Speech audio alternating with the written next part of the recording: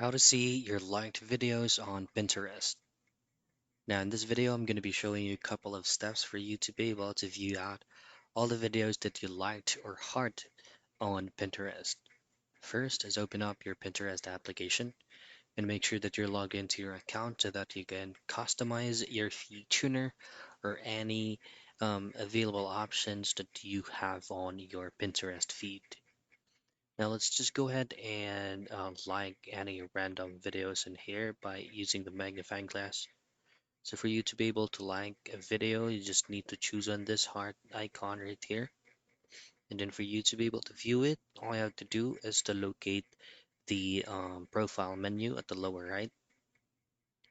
And from here, it is usually located here that says Home Feed Tuner. But if it's not showing on your end, you can try to use to refine your recommendations. Now under pins, you should be able to see the videos that you liked, which is going to be this one right here, the first option, and that's it. That's how you view or to see your liked videos on Pinterest.